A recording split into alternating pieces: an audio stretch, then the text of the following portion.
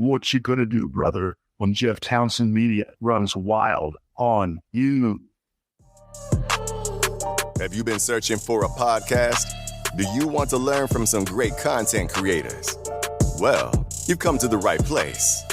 Indie Podcaster with your host, Jeff Townsend, the Indie Podcast Father.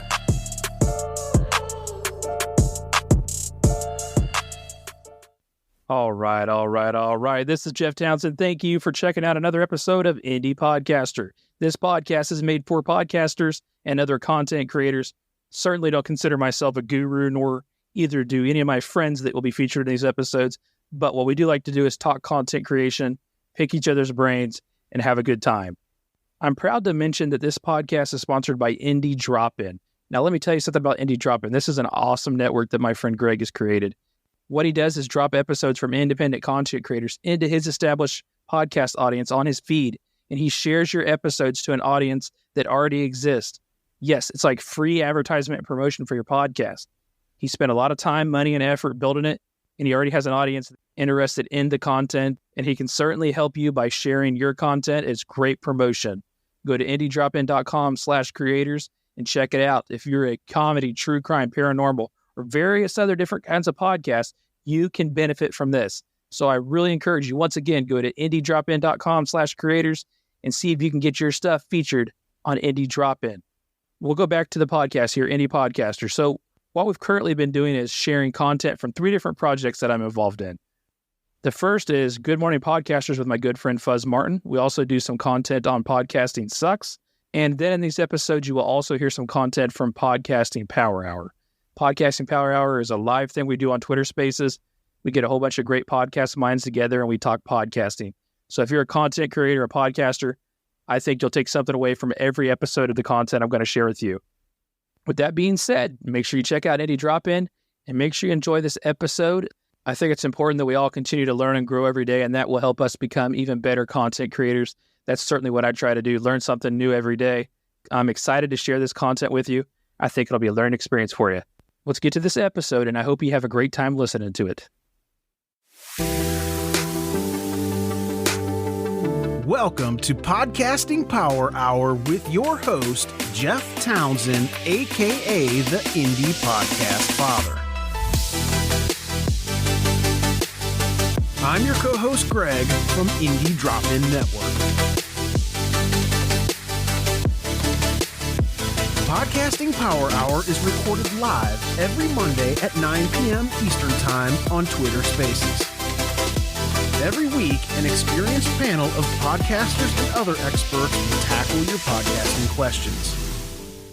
We will, of course, put links to all of our guests and any relevant information in the show notes. All right, let's get this party started. Welcome to the most stupendous, this beer's delicious, Twitter space that there is, Podcasting Power Hour. I'm Jeff Townsend. We've got a lot of the usual characters in here. But speaking of Father Time, Greg will be in the co-host seat this evening. I'm always in the co-host seat. What are you talking about? This thing has my butt imprint on it. Yeah. Hello, everybody. Greg here from Indie Drop-In Network. So my job is really just to laugh at Jeff's jokes so that it's just not silent in the room for an hour. You dog. How could you say something like that? You're a funny man. Jim Mallard is with us from the Mallard Report. He's been doing them. Has it been the Mallard Report for 11 years? That's crazy, isn't it? Such a creative name that I came up with, but you know. If I could go back 11 years. Anyway, speaking of a man who's back a million years, he's the Hall of Famer, the sensual Dave Jackson. I'm sensual now. Well, that's exciting. Glad to be here. I'm just trying to get you more lively here. I don't want to know how you know he's sensual, Jeff. Maybe in the after hours of Podcasting Power Hour, you can tell us that story. Sounds spicy. And of course, the guest this evening, the reason that you are here, because you're not here for me, certainly. Although you may like me pestering Tanner, who has no-showed this evening. But we have Dave Jones here from Podcasting Index and the 2.0 guy. Let me be slightly pedantic. It's the podcast index, not the podcasting index. Yeah. Okay. Well, you got me there. No, you still done fucked up this whole I thing, fucked Jeff. up. Yeah, guys, let's just okay. Let's Let's start start. over. Cut it. Cut it. Cut it. Cut it. Cut it. Cut it. Cut it. Rewind it. Podcast index guy, Dave Jones. It's great to be here. Thanks. This is my first ever Twitter space. It is? Yes. No, I've never spoken on. I've listened to a few, but I've never spoken on any. This is interesting. I have no proper setup for this. Y'all sound much more professional on my AirPods. I can walk you through the proper setup if you get into the Twitter space game big time. Okay. But no, appreciate you taking the time to do this. I know there's a lot of questions about the work that you guys are doing, so I just want to give you a minute. Yeah. This is by no means an interview. And in the meantime, if you want to talk podcasting, just start requesting to speak and we'll get you up here. But as we wait for people to come up, just tell us a little bit about yourself and what you're doing. Oh yeah, sure. So we're the podcast index. If anybody doesn't know, is the sort of the first product that we launched. When I say we, I mean me and Adam Curry. Adam and I go back a long time, probably about 12 years ago is when we first met, and we met under the as part of a project with Dave Weiner called AECT for Poets, and that was a part of his OPML microblogging and RSS reader product. And so we got to know each other and ended up sort of spinning out of that project into a different thing that we launched together called the Freedom Controller. And that became the basis of his the show notes system that he uses to do the No Agenda show. Is basically a way to collect and save articles from RSS feeds as you read them all throughout the week, and then you get to show day and you export those. You just export those articles as a big batch into an outline, and then after the show's over, you published all that as a set of show notes. So it's just sort of like a soup to nuts type research and publishing tool for show notes. And then because of all that work, we learned a lot about aggregation and RSS, the vagaries and the mysteries of how to parse terrible RSS feeds, and that gave us the confidence to launch the index, the podcast index, which is a free API for app developers to use to write podcast apps, so they don't have to spin up 25 servers and incur all that cost and knowledge. To do that, they can just use the podcast index, and we run on donations to make it free and easy. And then we have a podcast each week. We don't ever have meetings. We rarely talk during the week, and so that's our board meeting of the podcast index every Friday at noon Central Time, and lasts a couple hours. We have a good time and talk about all the stuff that's going on in the Podcasting 2.0 community. And so that's the podcast index. And then the Podcasting 2.0 side of things is just our effort to push podcasting forward feature wise, to build crazy new stuff that will eventually end up in every player and hosting company as new features that are not bound behind some huge company like Spotify or Apple, but that it's community led and community created, and it's been very successful over the last couple of years. We got a lot of new features in podcasting and a lot of cool stuff going on.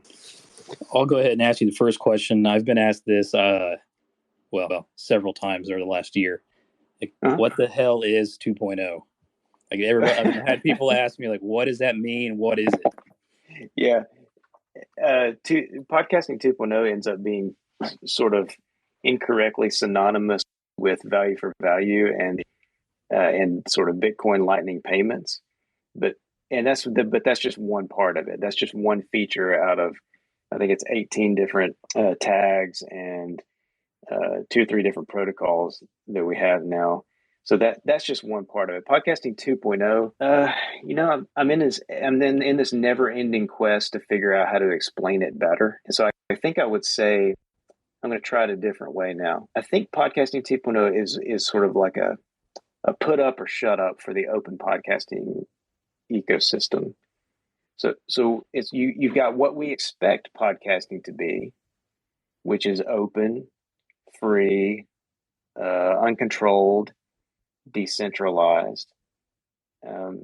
That's what it was in the beginning, and that's what we expect. And that's what we think of it as. But then you have what it became over the last, almost 2 decades, which is still open and free, but controlled by secret Slack groups of people, of hosting companies and app developers, and centralized in Apple's directory and namespace. So Podcasting 2.0 it's an open source project to try to see if what we expect podcasting to be is what it can actually be. It's this grand experiment to see if it can actually be decentralized and uncontrolled. So that the way it works out in practice is you have just all these developers that hang out at podcastindex.social and hang out on all of our GitHub repos and are submitting code and coming up with ideas. Developers from hosting companies and podcasting apps and third-party services and even podcasters themselves. You have all these people that have joined in the party, and that's what we expect podcasting to be led by. We want podcasting to be led by those people, not people at billion-dollar corporations. And so, can that happen? I mean, is it possible? I guess the last couple of years says yes. It seems like it is possible. Hey, before I pass it off to you, Greg, I do want to mention, if you want to speak, don't be shy. Go ahead and request. But there's now a feature down there in the bottom right, the comments feature. So if you have any questions or comments and you don't actually want to speak, you can click down there and reply. Okay, Greg, I'll pass it off to you now. Yeah, no problem. I was just kind of curious how, the podcasting 2.0 kind of namespace features or additions to the RSS, how have they been viewed by the Apples and Spotifys? Because, I mean, right now they control a giant chunk of the listener space. So I'm just trying to figure out how that, works, right? Because it seems like if 10% of the listeners are on apps that support 2.0, that doesn't seem like it would move the needle. Yeah, no, that's a fair question. But I think one way to look at it is if you go back, let's just say 12, 15 years, you had Firefox that was just this small 1% of the browser market, and as web standards developed over time, over the years, there was just this slow groundswell of support as people saw the benefit of the standards as they were, and you had more and more adoption of it. And I said this recently that I think it was, I forgot who I was talking to, but I absolutely think Apple and Spotify will both adopt podcasting 2.0 features for different reasons. I think Apple will ultimately adopt these features because they're good ideas and they make their products better. And I think Apple at its core, we give them a hard time sometimes, but they ultimately do want the best product for their customers. Spotify, I think, for a different reason.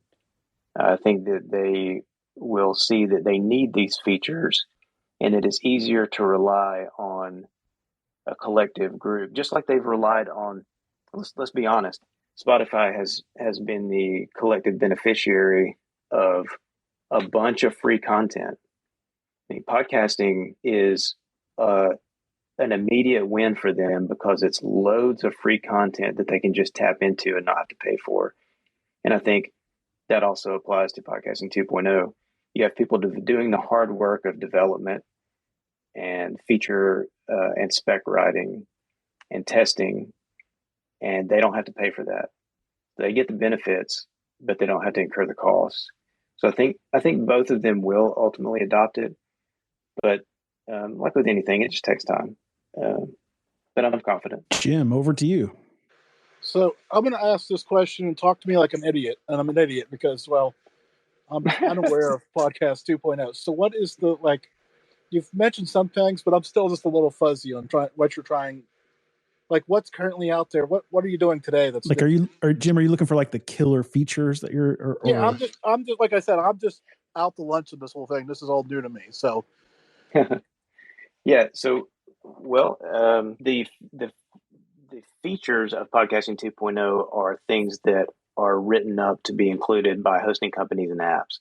So ultimately, some of them are listener facing, and some of them are going to be sort of back end things that the listener never sees. So, for instance, one of the features that we've developed is the ability to ship a transcript with your episode. So, if you have host generated transcripts, like if let's just say you're on a host like Buzzsprout that offers that service, you could generate your transcript, include it in your episode, and then Buzzsprout will ship that in the RSS feed. Then podcasting apps that support the transcript tag, which we developed, can go and read that transcript and display time-stamped captions in the app.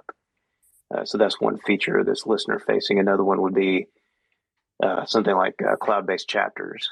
And so those are chapters that are not embedded in the audio file, but they live as a separate file in the cloud, so that you can modify the chapters without having to touch the audio.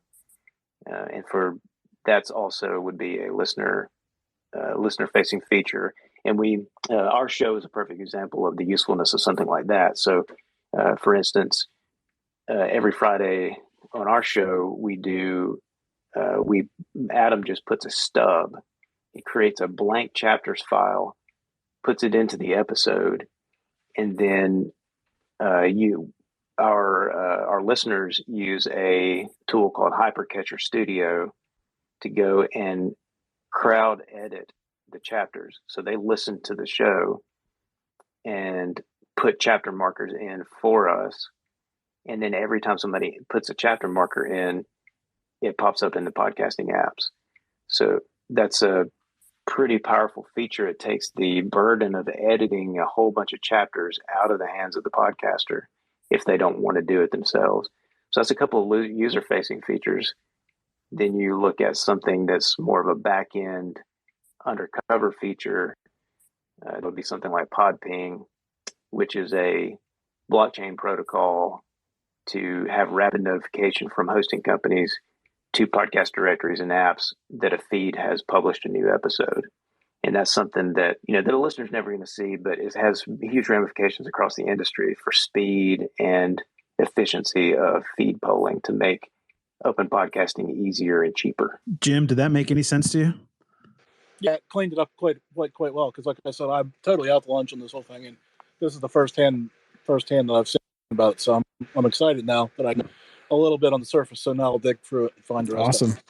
Well, Dave Jackson's up next. Maybe he'll ask a good question. We'll see. Well, the way you can kind of look at this is 5 years ago. Now I'm in Ohio, but 5 years ago, if I got a chicken sandwich anywhere, I did not get a pickle on my chicken sandwich.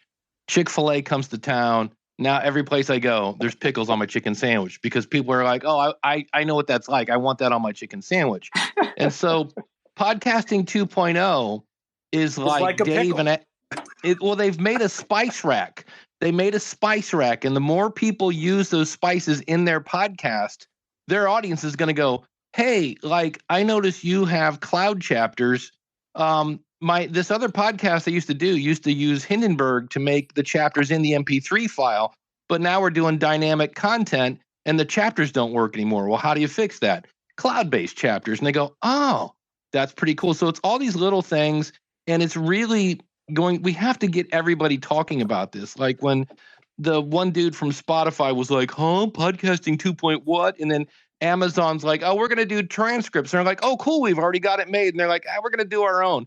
We got to get people using the stuff that's already here. They don't know there's a spice rack. And then, oh, you want a little paprika? It's right here so that they can use the one so that when we go to adopt this everywhere, that everybody be using the same spices, and then everybody be consistent in that whole 9 yards. So, but that's one example of a face for the end user. At first, I did not get chapters. I'm like, why are we making this so hard? I can do them in Hindenburg, and then dynamic content comes along and horks the whole thing. So that's how I kind of view the features. Dang, I sense a bromance. They should be paying you to promote this, Dave Jackson. Well, I'm actually getting ready to break more stuff. I came in, I started a podcast called Leading the Bleeding. Hence, I didn't know what I was doing, and I kind of jumped in and broke everything. It was like one of the world's worst onboarding experiences ever. But I got it up and going, and I have since now bought the materials to build my own little node, which I don't want to go too deep into that. But I'm going to be breaking more stuff and reporting more on this, because I really do think in 10 years we're going to be like, oh, I'm so glad we went through this to build this, because I think that's going to be, it's in true Adam Curry fashion. He's about 5 years ahead of time, but it's going to be great. Meanwhile, Dave Jackson's breaking things and all. Now I want is a pickle. So, jeez, see what you did, Dave. Mr. Campbell, you are up, sir. The most hated man in podcasts. Oh, I knew it. Thanks, guys. Sorry I was late. I was on a rowing machine trying to get a PR, and I didn't do it, but I tried. I got some practical questions. This is Dave, right? Yeah. Hey, Dave. We're gonna have beer skis at PM, right? That's what I've been told. I've been promised beers. Yes. It's a trap. Did your people talk to his people? How do you not know this? I don't know. We never know who's on each other's DMs. Okay, so there's some similarities here that I see between Podcast 2.0 as far as adoption, understanding, that is similar to just in general Web3 and NFTs, and that is that it just seems complicated. I think a lot of people in this room might be scratching their head just a little bit. And with that in mind, I've recently started experimenting with NFTs and Web3 and building a couple of things, buying stuff, trying to figure it out, just, losing a lot of money, frankly.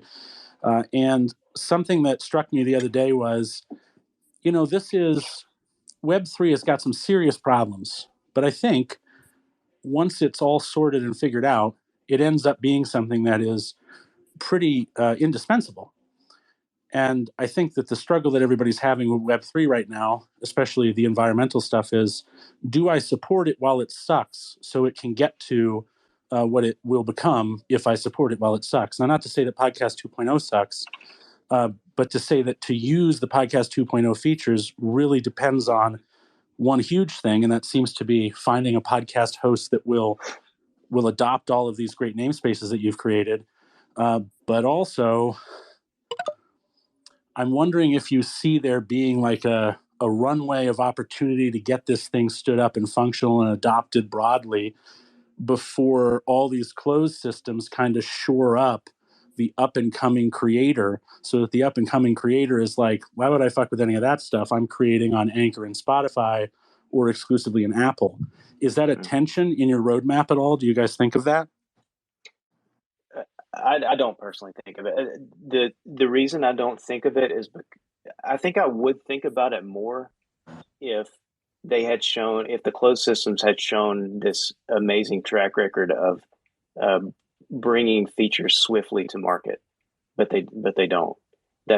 They seem somehow incapable of bringing compelling features in a timely manner. I mean, so the Podcasting 2.0 open source project has been around for 2 years this month, and in that time we've brought two new protocols and 17 namespace features. In that same time span, from Spotify, we've gotten polls and Q&A, and maybe some advertising cards. And then we got something that you have to enter in, like some kind of colon URL into Safari to play with or something. Like they're just not doing anything. And so if I would be worried, I think the tension would be there, and it would feel like, oh no, we need to rush and do this before the closed systems take over, if they had shown that track record, but they just don't. And honestly, it's baffling as to why they haven't done anything faster. And the only thing I can think of is just that perhaps the passion is not there.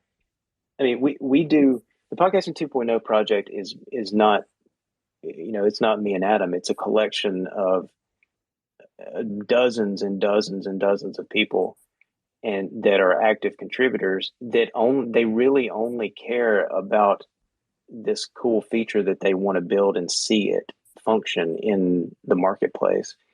They're never going to get any money for this. And I think the passion, especially amongst developers, what developers want is they want to make cool stuff and they want to see people be happy when they use it. That's what they want to see.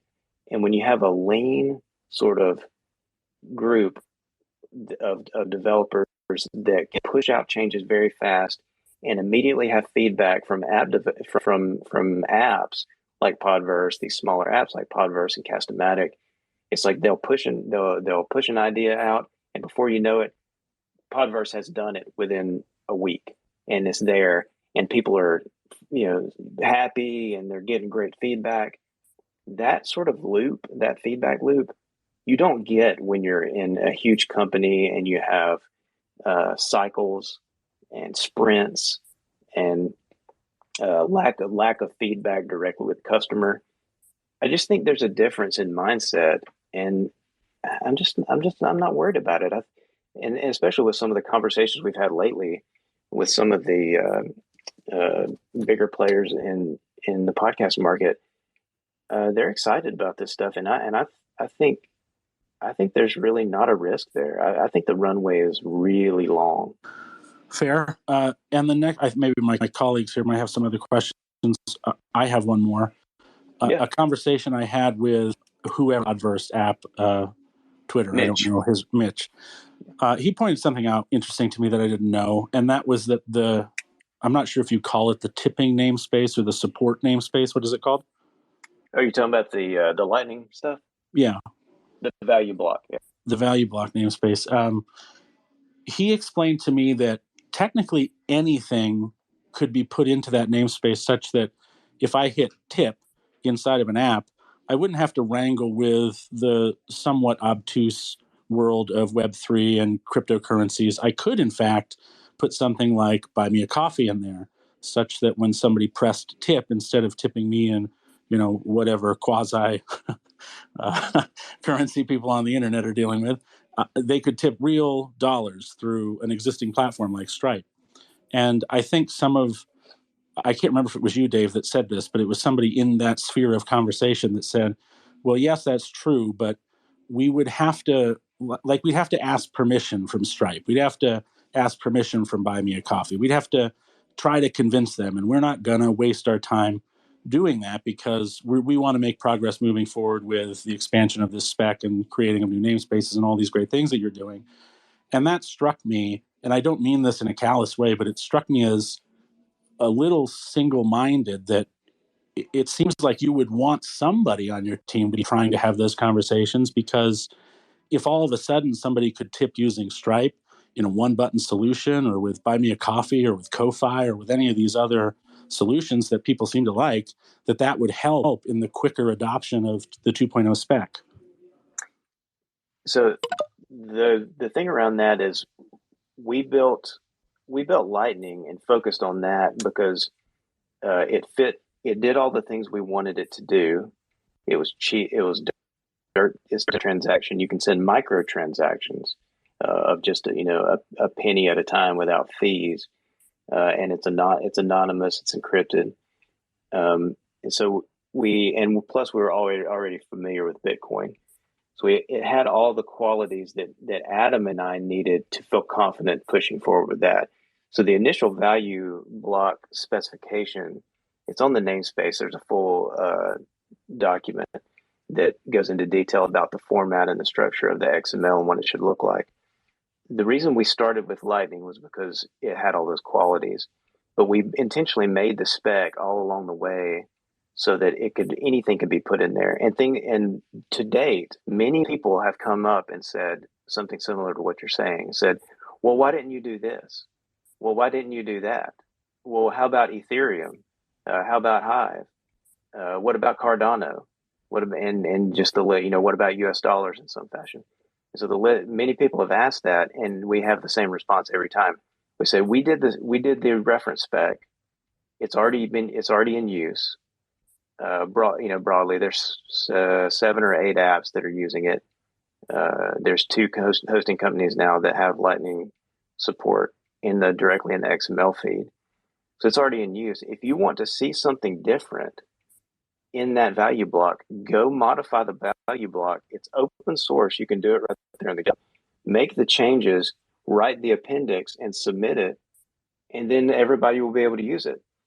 And to date, nobody has. And so I think the issue there is not that it's up, that it behooves us to go and do all these integrations to make everybody else's shit work. It's that everybody thinks it's a great idea, but nobody actually wants to do it, which tells me that maybe the desire for it is not all that great. If you want Buy Me a Coffee, maybe you just use the existing stuff that already uses Buy Me a Coffee. If you want something new and something that's a little bit easier than Buy Me a Coffee and cheaper, maybe that thing already exists in the form of the Lightning. I don't know how fair that is, because I think the person who's going to be directing what is the best thing to put in that block is going to be the listener, who ultimately has to find it simple, easy, comforting, and familiar.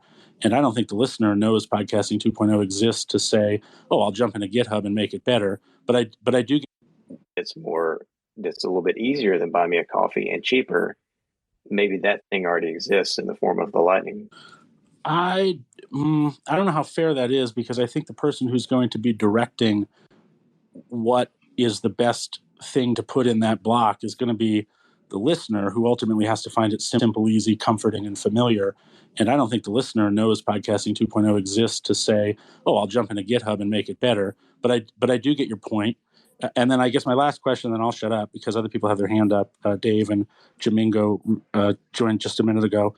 How much of using the cryptocurrency within the apps has to do with trying to avoid the 15 to 30% that a host operating system might charge? Is that part of it? I guess I can only answer for myself. I never really thought of that because on the crypto side of things, I'm using the crypto term, loosely, I guess broadly. On the crypto side of things, the app stores have been pretty hands off. They've not really come at. There's lots of crypto wallets. There's lots of cryptocurrency activity going on in app store apps, and they don't seem to be very interested in it. And I think it's because legally, by definition, most cryptos, Bitcoin for sure, is classified as an asset. It's not a currency. So there's not, to them, I don't think they see currency transactions happening. They see some other thing happening that doesn't affect them legally or monetarily. And so they just have not got involved. So a lot of, like I said, there's a bunch of apps in the App Store now that use the Lightning value for value spec, and they've never really had any feedback negatively from the App Store guys. So it's not been in my mindset. The biggest impetus for me and Adam, at least, was to make sure that nobody gets in the middle between the creator and the listener, and unless you want them to be. So it's the creator's decision whether or not they want to introduce somebody else into the mix between their listener and themselves, in order to have a concrete pipeline from source to consumption. Because if you introduce a third party, a payment processor, anybody else, we saw this with GitHub. We just saw the Tornado Cash repo taken offline, and the developer of that product his account removed from GitHub. Whenever you see, whenever you introduce a third party, but a middleman, you always have the possibility that you can be deplatformed, censored, whatever you want to say. So in order to make that connection, that financial connection between the creator and the consumer as robust and unblockable and undeplatformable as possible, you need to have that payment network, that you need to have that direct pipeline there. It really wasn't about trying to get around some sort of 30%. I never even thought about that. It's really about making it, unblockable, I guess. Okay, cool. Let's thank you for answering that, Dave. I'm just trying to get to somebody else who's Melissa's had her hand up for a bit. Dave, hold on. Hey, it's Dave Jackson, then Jamingo, then Melissa. Okay. Yeah, mine'll be quick. It's just there are already, what you just talked about, Tanner, already exists. One, and here's the problem though. Nobody knows this exists unless you're listening to James Cridlin or somebody who does coding. But I know there's a bit of code that just says REL equals payment, and then you put in an href to your whatever it wants to be, PayPal, buy me a coffee, whatever. But that only works, I think, in Overcast. Then there's one, and I think this is a 2.0 spec, podcast funding, where you just put in that one you could put in your PayPal, whatever. And that, again, in some apps will put a little $sign. I know in Castapod, I think it puts a little $sign. And then you have the value for value thing. So some of this exists, but there are a few. There's RSS.com, Castos. There are some of these that it's actually making it into the interface of the media host so that somebody can come in and they don't have to know the HTML to put it in. They just go, oh, here's my PayPal email address, and behind the scenes it puts in that kind of stuff. So that's always going to be the biggest hurdle, is adoption and people making it easy, because it can't just be the nerds hacking their RSS feed if this is going to work. Yeah, it does seem like podcasters are the ones who are most interested in this stuff. I think we need to get listeners more interested. Go ahead, so Jeff. I'm done. I'll pass it over to Jamingo. Hey, listen, I love the idea of podcasting 2.0, but I'm a podcaster who's allergic to code. So every time I look over at podcasting 2.0, I look over and I'm like, nope, not yet. It's not ready. So as a podcaster who doesn't code, where would someone go to learn the least painless way to adopt 2.0 into their podcasting workflow and make some of this work? Is it ready for podcasters, the common podcaster, yet? That's my I guess it's the host, right, Dave? Yeah, some of it is not ready. Some of it is. Some of it is already there, and you can use it easily.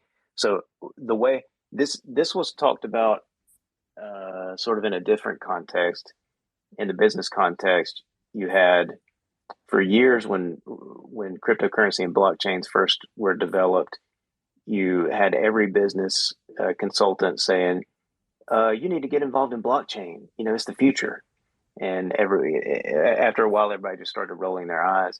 And so there was blockchain and machine learning and artificial intelligence, and you just heard these phrases over and over and over. But really, that was never meant for businesses to mostly do directly. The way that you get the benefit of things like blockchain, machine learning, artificial intelligence is you use the applications and the software that developers have integrated into it. So if I'm an accounting firm and do I need to go and hire a big group of developers to develop artificial intelligence and machine learning apps for my business? No, I just wait for the line of business apps in the accounting world to integrate those things in for me, and then I just get the benefit of them by using their software packages. And I think it's the same way I know it's the same way in podcasting. The Podcasting 2.0 project develops the specs and protocols that enable these things to happen.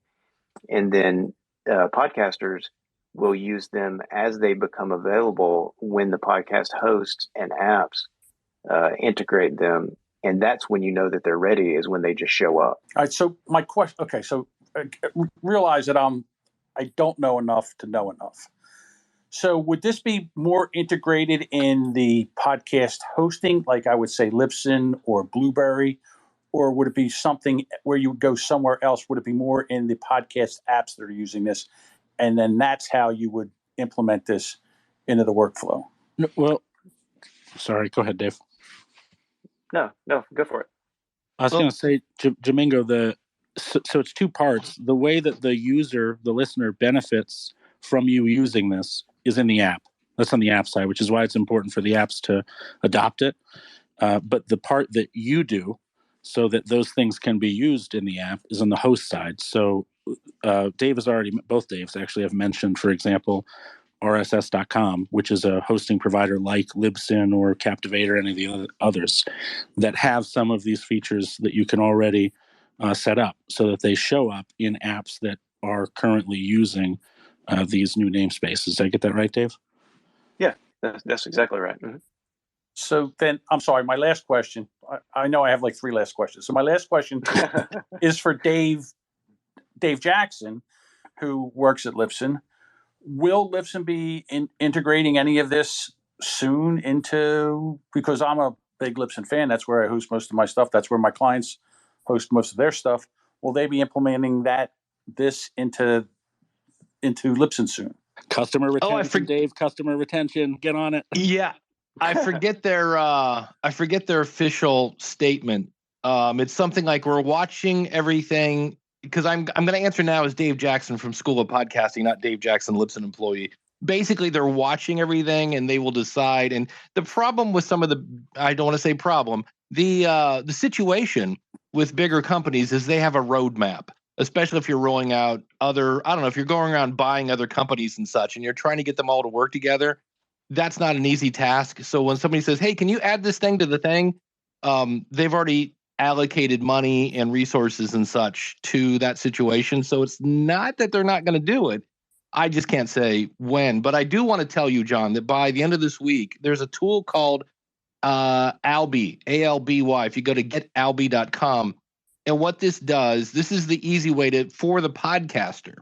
So you go over, you get an Alby thing, and it gives you a bunch of gobbledygook. You're like, here's your thing, and here's your thing. Then you go over to podcastindex.org, you sign up, and you get this thing called a podcaster wallet. It says, hey, I need your RSS feed, and then I need this thing and this thing. And you're like, that looks like the things that were in Alby. And you're like, yep, that's it. And you copy and paste, and you are done. It's really that simple. You're really selling it, Dave. You go get I'm here. The thing and you stick it in the thing. Yeah, it's literally, there's 2 pieces of information so you have to sign up in 2 places. You copy and paste twice. And I just logged into mine, and I can see that on Saturday, Scott from talkingbeards.com boosted me 5,000 sats. He said, hey, thanks for covering this topic. So now the kind of sad thing is, but it's good, we're not complaining, is when you convert 5,000 sats to, money, it's like, not as much as you would maybe hope, but it's a start. Why'd you tell him? and no, but here's the thing.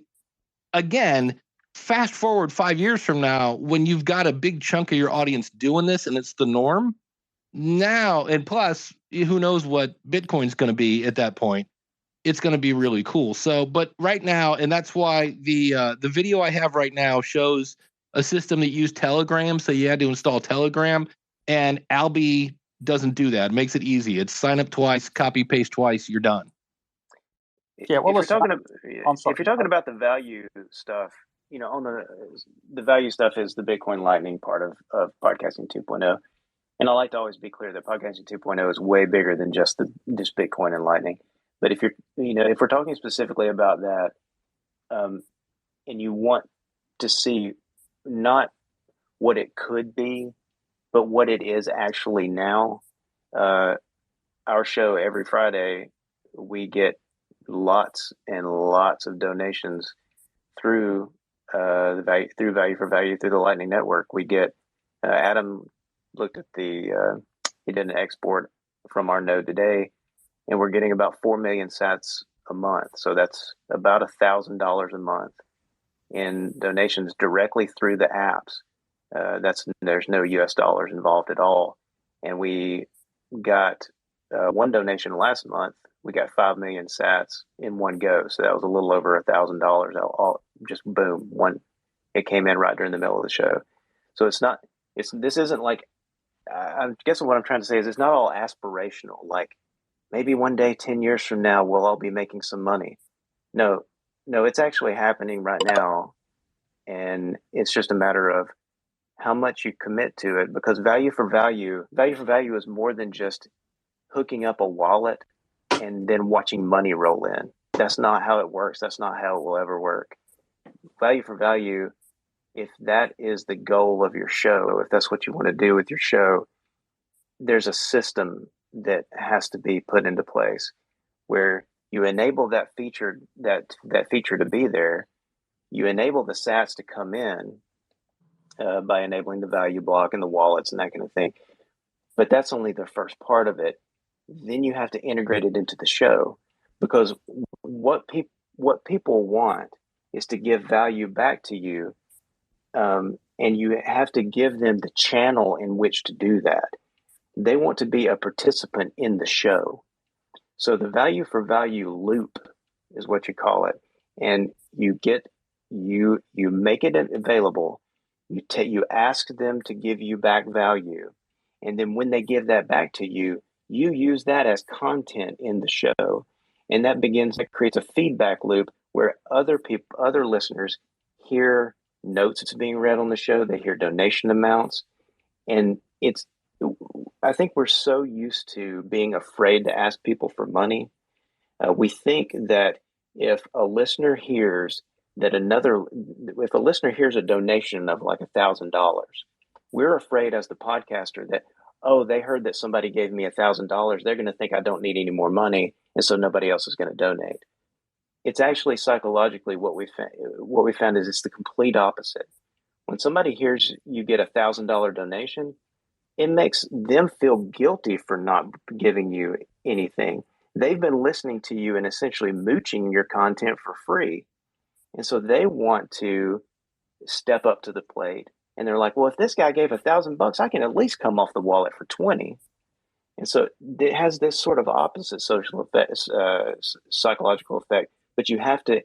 But none of it works unless you integrate it into the show. That's the key part of everything that most people miss when they try to implement value for value. They're like, I hook up the wallet, but I'm not getting any money. Well, you're not getting any money because you didn't ask for it, and you're not doing the value for value loop. Thanks, gentlemen. Podcasting Power Hour is part of Indie Drop-In Network. If you are a podcaster looking to grow your listeners, check out IndieDropIn.com. Indie Drop-In is always free, and we have opportunities right now for comedy, true crime, scary, and paranormal podcasts. Just go to IndieDropIn.com to learn more. Melissa, you want to go ahead? Sure, but I think I'm pretty much way behind everyone, because I just want to start a podcast. I have no clue what I'm doing. When you guys are talking coding, I work in clinical trials, so like that's my scientific knowledge. However, my late friend Andy Gross, he developed some, I don't know, React school, some kind of code, and tried to help me with it. And this was years ago, and I just and also I'll probably get kicked off because I thought, until I heard my mom and brother have a fight over it on Easter, that NFTs were made up by South Park post-COVID. But my simple question is, like, where did you guys start? Because, you know, I do understand. I mean, I guess I can learn because I can understand AI as far as like clinical trials. I can understand, you know, but what is an easy way to just start? I mean, where did you guys start? That's Coolpodcasting.com. That's where you go. Yeah. So hold on. There are a few people up here that could plug some things to sell you some things to help you with that. So I want to kind of avoid doing that. Well, I don't have any. That's the thing. Like right now, and that's the thing. Like I'm a single mom. I don't have any money to, you know, buy anything. Right. But you know, I think people will donate when their 18-year-old son has a mullet. Like that is a reason to donate to me. Honestly though, where do I start? Oh boy, you guys! I really don't want to tell her to download the Anchor app and just mutz around until she figures out and learns better. But now let's back up before that. Why are you starting a podcast? Oh no, Who's not it this. No, all right. I can do it quickly. I'm starting a podcast because I'm watching so many people go into a deep depression because of what's going on in the world. It's confusing to kids. It's confusing to freaking everyone. I have my son, when I'm reading The Night Before Christmas a couple of years ago, stopping me and asking me why Santa doesn't bring AK-47s to North Korea to let them shoot their way out of concentration camps. There's so much going on. And I just, I have a funny life. I'm struggling, like we all are, but I don't know. I guess my way of dealing with things is laughing at them. And everyone has been telling me in my life, except for my family, because my mom doesn't think it's funny, anything I say, but, to start a podcast, because it just, I just think we're all kind of in this together and people are being, a-holes to everyone. And there's no reason for it. Okay. So Melissa, here's you tell no one I did this. Okay. I have a reputation as an asshole and I have to keep it. But I am too. Don't worry. Well, perfect. This will work out wonderfully. I have an accelerator that starts on September 4th. It's $540. If you DM me, I'll just put you in it because I've got 10 spots left out of 20. And I don't think I'll fill the remaining 10 before it starts. Thank you so much. Now, listen. Literally, don't tell anybody I did that. And secondly, you got to show up for it. It's, I will. You got to do the work. Are you kidding? I will. Okay. Tanner's still an I really, really appreciate it. Tanner's still an asshole. Thanks, Jim. I appreciate it. And believe me, everyone thinks I'm an a-hole because I always speak the truth. I always, even in my family, I'm always the one who, it just in general, I think so many people are so, even, you see these young, startup people giving advice to everyone, and it's so dumb. It's simple advice. You know what I mean? It's nothing deep, or I don't know. Well, you'll fit right in. I don't say anything deep. So just DM me, Melissa, okay? All right. Thank you so much. Yeah, no problem. I really, really appreciate it.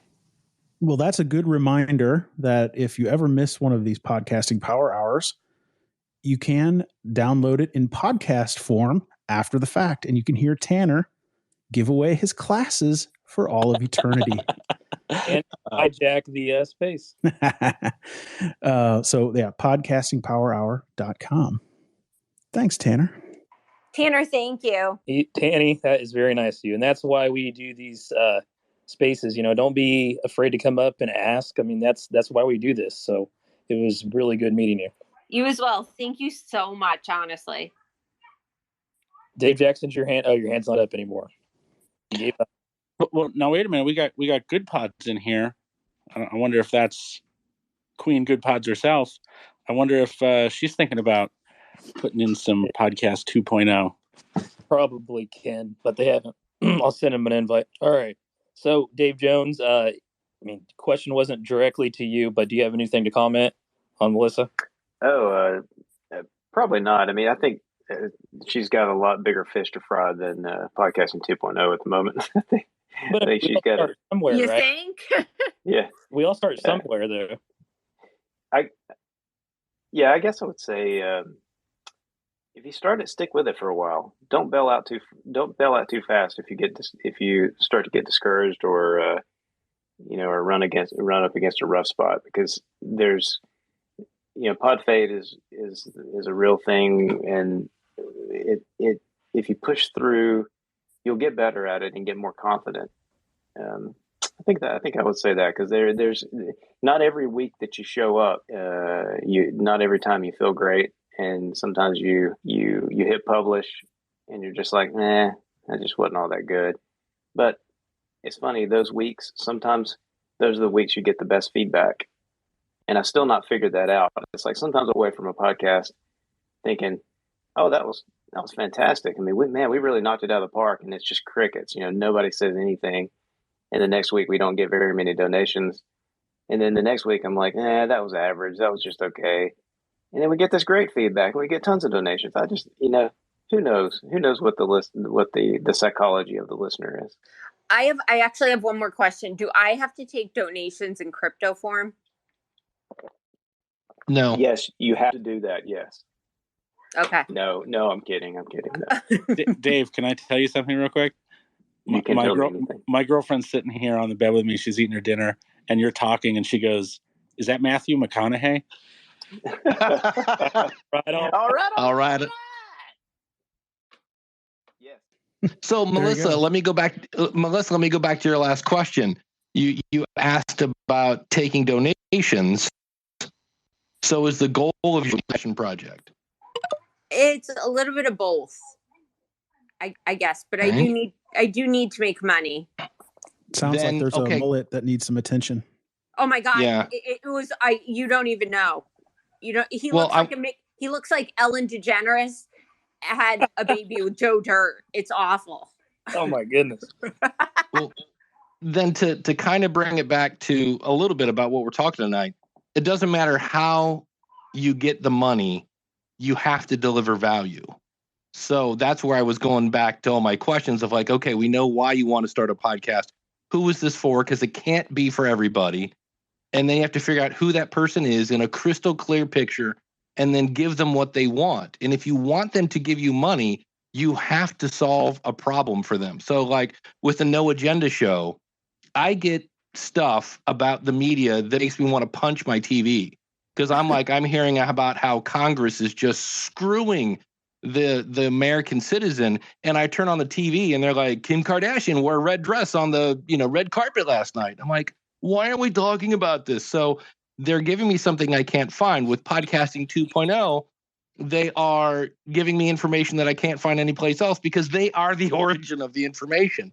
So you have to give people something they want enough to where they will then want to give it back. It's the law of not to interrupt, but I mean, That's I all right. can't not to be like, I don't know how personal to go, but I mean, I could even, I have a little girl, I have 4 kids, and my 3 eldest my teenagers are from my ex-husband. My baby, her father, I'm getting his rights terminated, unfortunately, and he owes $30,000, and his mom works in the courts. And I mean, I could talk all day about the injustice in the court system. Right.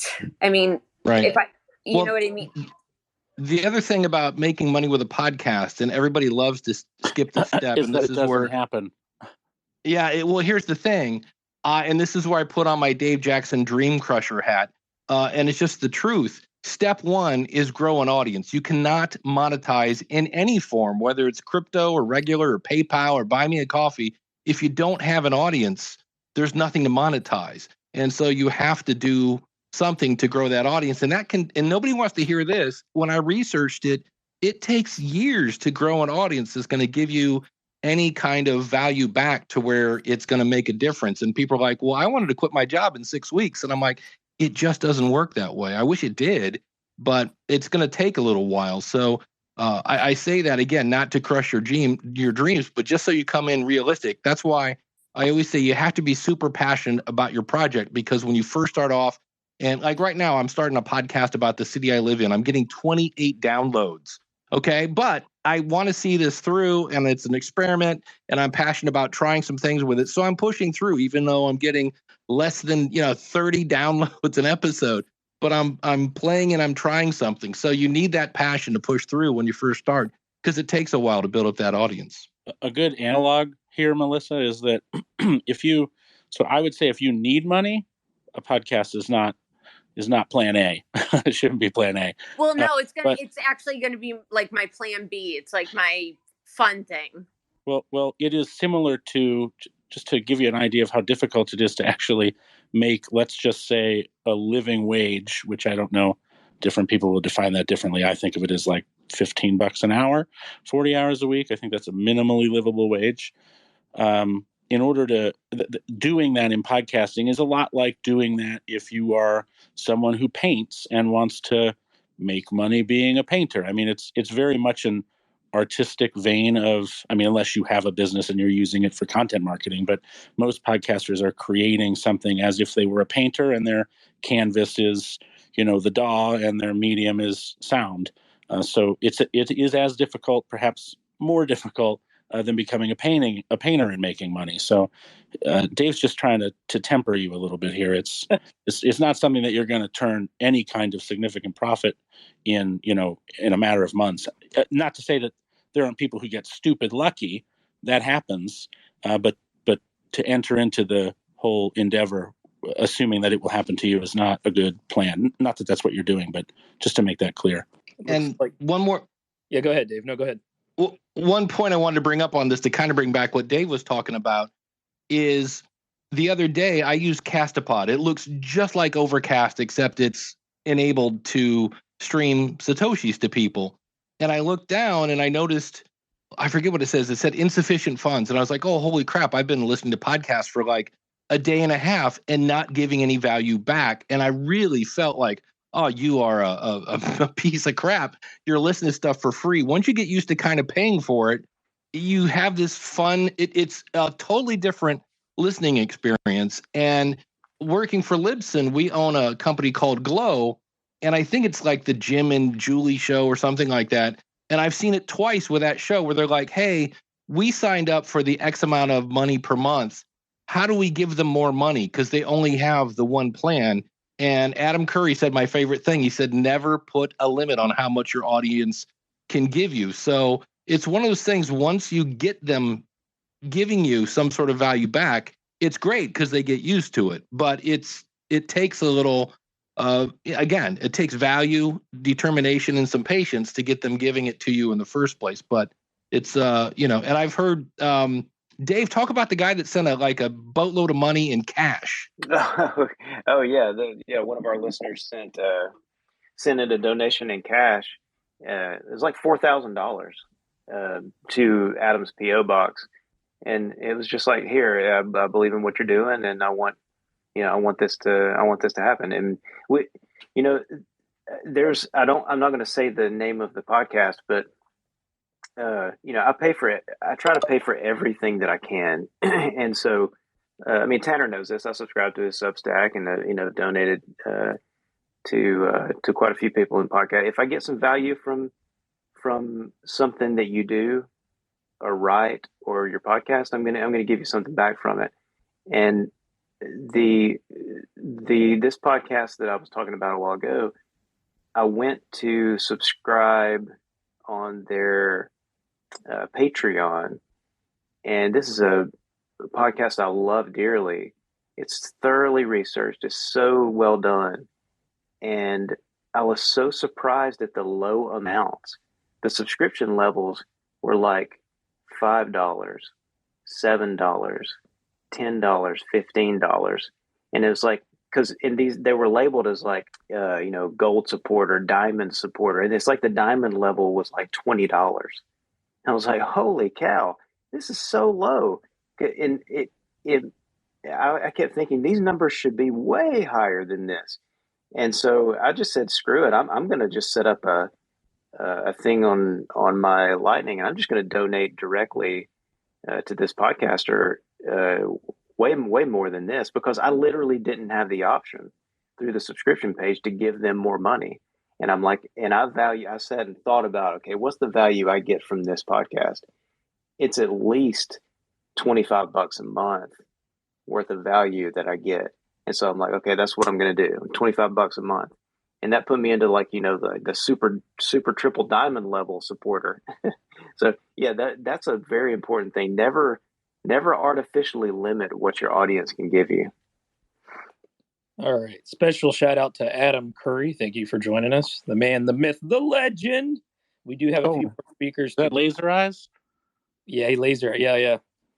We have a few more people here. We're running over. I want to make sure who have accepted, we get to them. Well, I don't really know the order. So Ed, we'll go to you, then Good Pods, then Jessica. Speak, Eduardo. All right. Anyway, so I wanted to talk to Melissa, independent podcaster to independent podcaster, one-person crew to one-person crew, who I've been doing this for about 3 years now. The first year I did it, I had no idea what the hell I was doing, and I actually gave up after about 5 episodes, which is typical. And I came back to it right before the pandemic, and I did it for about a year. I stopped for a while again. But the second time that I stopped, I had people like Jeff in my corner who were constantly on me to keep going, that I had some value to what I was doing. And in the first year that I was podcasting, I got less than 1,000 listens in the first 12 months. By the time I got to the second year, I was at about 3,000. I just hit my third anniversary last month. I'm about to hit 10,000 downloads. I haven't done it with any financial support from supporters, or I've never asked for money before. I just only set up a Buy Me a Coffee last month at Tanner's high suggestion. Don't be afraid to take time off and rethink if things aren't working for you. But what has worked for me more than anything else is being a part of this community, this Twitter podcast independent community, having people like Jeff and Tanner and Greg and Jim telling me the things that I need to hear when I need to hear them, to keep me motivated, and sometimes even piss me off, because sometimes I need a good pissing off to break me through to the next level. So no matter what, just don't be afraid that you don't know what you're doing, because you will learn from all of these people, because they are such a wealth of information. So don't be afraid. Keep going. And if you ever have any questions, these guys are great, and they will absolutely be there to help you if you ask. I love these guys. I love these guys so much because they have helped me so much. Just keep going. Don't be afraid to ask for help. Thank you so much. You guys have been awesome. Beautiful, Ed. Yeah, I mean, it's podcasting is very difficult, but I know there were people that I'm sure Greg, Tanner would agree, people that helped me along the way. So I probably, all right, Good Pods is up. I don't know if they really requested. I sent them a request per Ken, is it you, Ken? Hey, it is me, Ken. How are you guys? Good. There you go. Inquiring minds want to know, when are you going to put the 2.0 spec in the app? When? I love that they're like just getting ready to launch their desktop version of their app, and we're like, more, fix it now. So that's the answer I was going to give you, Tanner. I appreciate that. So, oh my God, our heads have been down building out the desktop version of this app. So for the last many months, it's a big project. So we have a very, limited featured version of the desktop coming out in a couple days. And then we'll be building in more and more of the features that you see on the app over the next, I'd say, 2.5 months. And then we will pick our heads up and absolutely are interested in and want to add, a bunch of the podcasting 2.0 technology into the app and the website. So that'll be coming. Awesome. But, yeah, we've definitely been keeping our eye on it. It's just that, there's just so much to do. Yeah, there's a chicken and egg thing always in podcasting. Everybody knows this. It's because you have two sides. You have the hosting side and you have the app side. And so the question is always, how do you break the chicken and the egg? And you have to pick one or the other. We decided to pick the hosting company side. So we just have spent the last 2 years just making great relationships with the hosting companies, and just really focusing on cultivating that side of things, so that by the time that app developers got around to a cycle where they could spend some dev time to it, they would already have loads of content in which there was already pieces of 2.0 in there, so that there was content to work with, so that they weren't blindly building in features and then sort of hoping upon hope that a host would someday support it.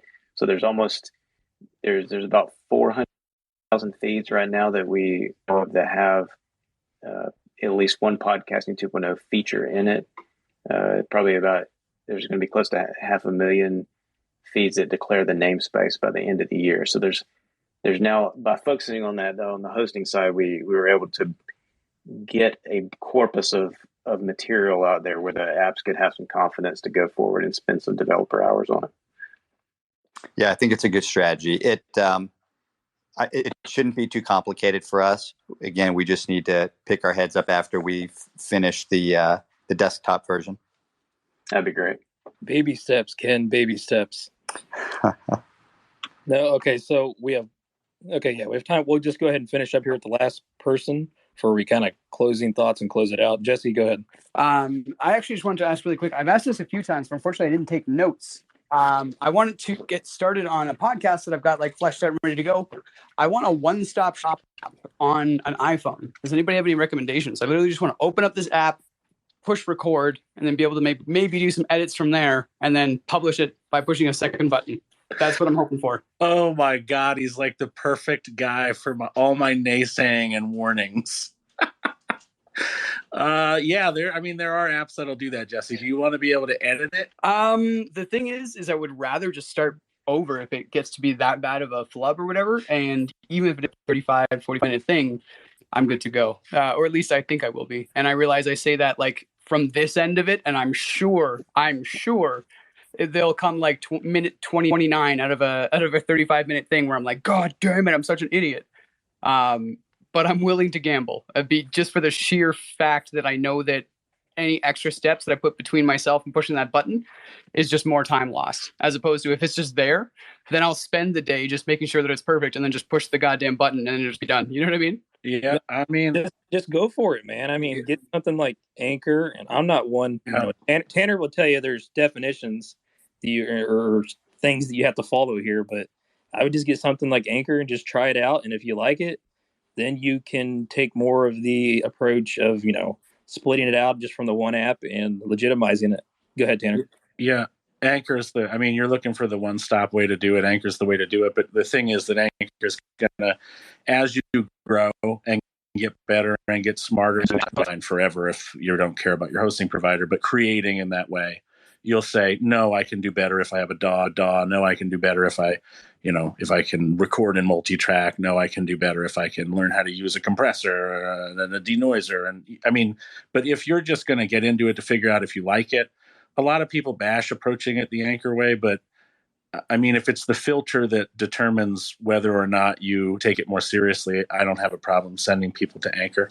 Yeah, don't go out and spend a bunch of money that you enjoy it. That's right. Yeah, and that's so important too. But honestly, I think for me, ease of access is more important than effort. You know what I mean? And I realize that there's a bunch of effort that goes into doing it the traditional way, like all the effort's in the post, or at least most of it. But like I said, I also know it's going to bog me down, and it's all those extra steps. If Anchor just lets me try it and give it a go, then yeah, it's exactly what Tanner was saying. Like that'll determine whether or not I get into it more seriously or not, for sure. Jesse, here's an even easier way.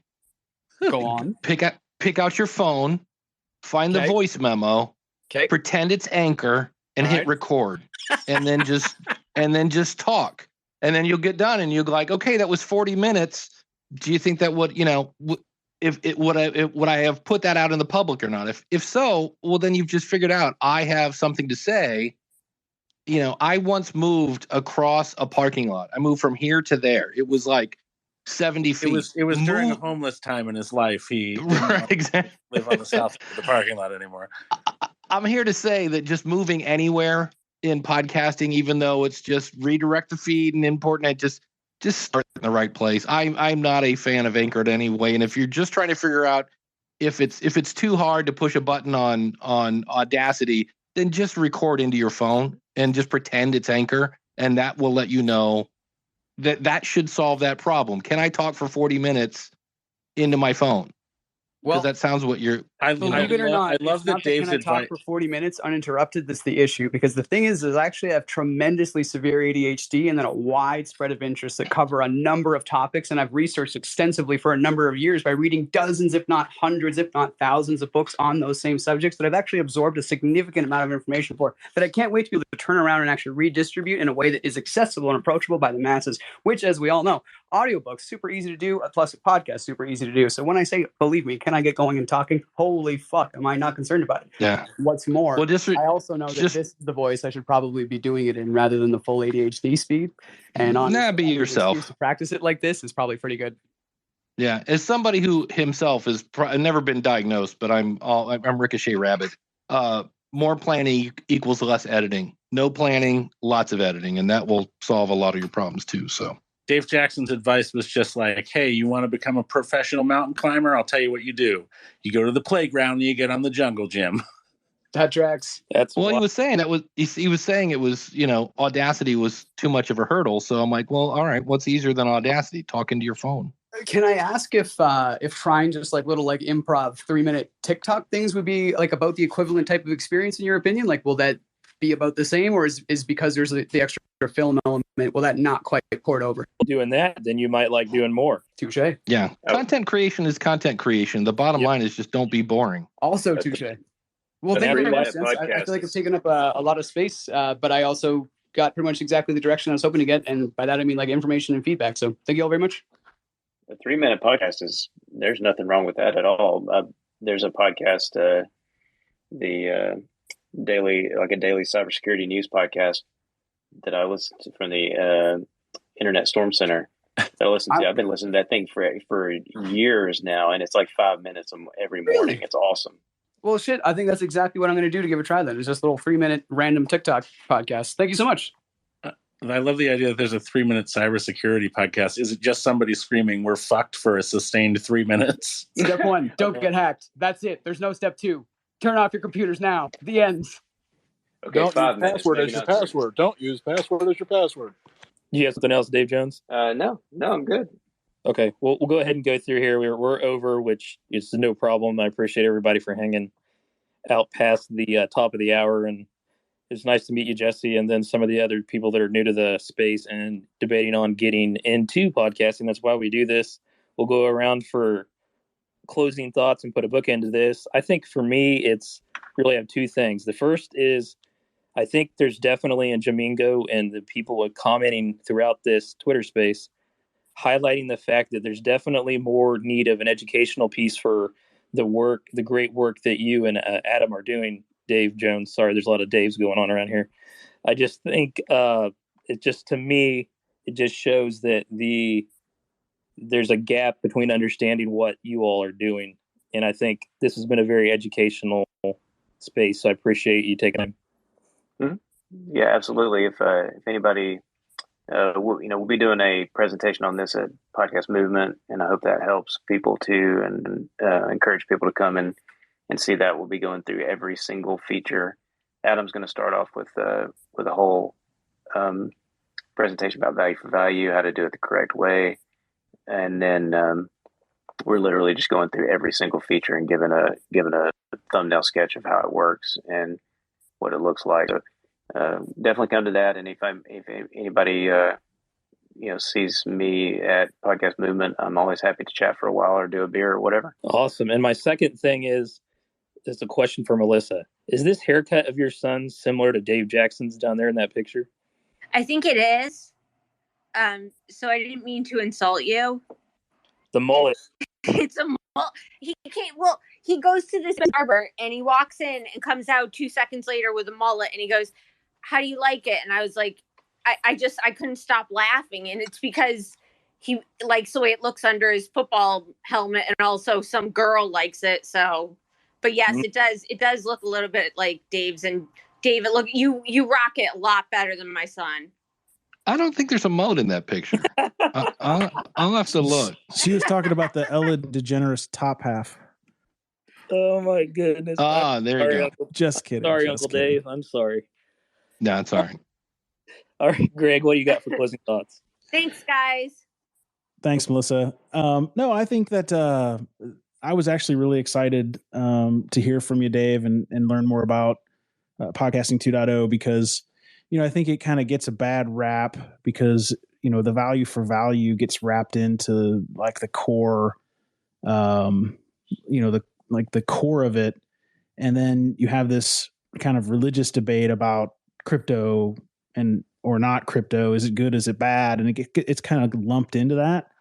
And I like to hear about all the other stuff that makes it great and all the other good work that you're doing, because that's just one thing. It's a good thing and a complex thing and an important thing, but it's only one thing. So I really appreciated hearing about that. Okay, the most hated man in podcasting, Tanny Campbell. What are your closing thoughts? Why do you encourage it? I came in late. I wish I hadn't. I'm sure I probably missed 10 or 15 minutes worth of good conversation. I'm sorry about that.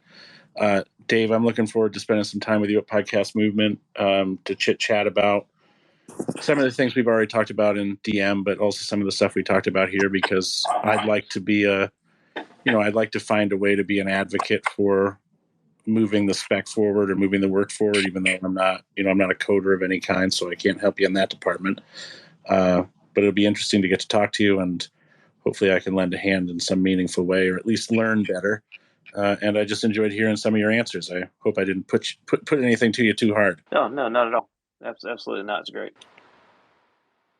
Jim Mallard. I'll echo some of the thoughts that I've already heard, but I'm going to pick one very specific thing and mention this, and I think it's kind of not to be lost, and maybe I'm out to lunch, but maybe I'm not. When we're starting to add transcriptions that make shows more discoverable, which will be good for people besides Joe Rogan. Well said. Hall of Famer, my good friend Dave Jackson. What are your closing thoughts, man? Well, number one, newpodcastapps.com is where you need to go so that you can start streaming sats to your favorite podcasts. And I had one other point, and I had it, and then it went away. So it must not have been that important. But thanks for having me. Always great to talk about this, and look forward to sitting in on Dave's presentation of Podcast Movement. You're getting old on me, Dave. Man. That's it. I had it, man. It was right there, and it was like, boom. You said, all right, Hall of Famer, and I laughed, and it was like, went right out the window. We'll have to get you one. I've fallen and I can't get up, just to keep you safe. That's it. Dave Jones, we'll give you, I know you just kind of went on a small plug there, but I do want to give everybody in here listening the opportunity to hear about where to find all the awesome stuff that you're doing. Yeah, probably for anybody that's a developer, the best place is go to podcastindex.social. If you need an invite for that, we had to close it up and do an invite thing because it just started getting hit with spammers. But if you want to join in, there's lots of developers there from the hosting side and from the app side. And it's a very open place that shares code and ideas all the time about Podcasting 2.0. Hit me up, Dave at podcastindex.org is my email address, and I'll send you an invite. Would love to have you if you're a podcaster. Just keep your eyes peeled with your hosting company. Let them know that you want some of this stuff in an easy way.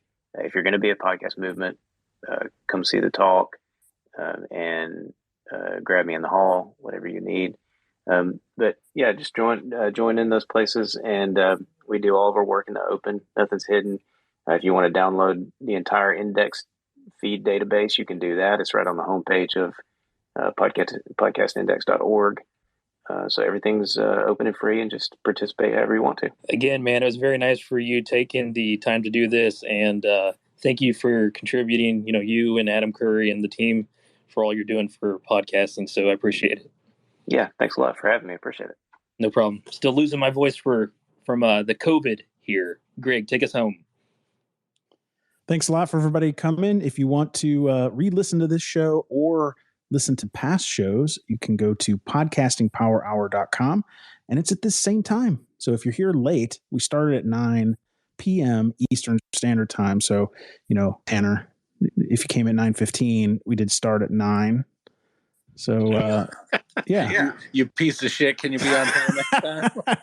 No. I just using you as a way to remind everyone else. So thank you for being a good sport. And we'll see you next week. Be good, be safe, and don't litter. And unfollow Tanner Campbell if you're following him, please. I love you shithead. Thank you for listening to the Podcasting Power Hour. Everyone is free to participate on Twitter Spaces every Monday at 9 p.m. Eastern Time. To join, just follow Jeff at podcast_father or Greg at Indie Dropin. If you found this podcast helpful, go into your podcast app and write a quick review. Other podcasters will see it and know this show is worth listening to. Also, I'll put a few links in the show notes for ways you can support the show. I think by now you know we love our coffee. Have a great week. Thank you for checking out this episode of Indie Podcaster. I really do appreciate it. If you're interested in learning more about this podcast, you can go to podcastfather.com. If you're interested in all the different kind of work that I'm doing, you can go to jefftownsend.media. Contact form on there, various other different podcasts and projects that I'm involved in that I think you will enjoy. But again, thank you for supporting me, and make sure you support Indie Drop-In Network like we covered in the beginning. Get your podcast featured on there. Until I see you next time, take care of yourself and keep being you and keep being great.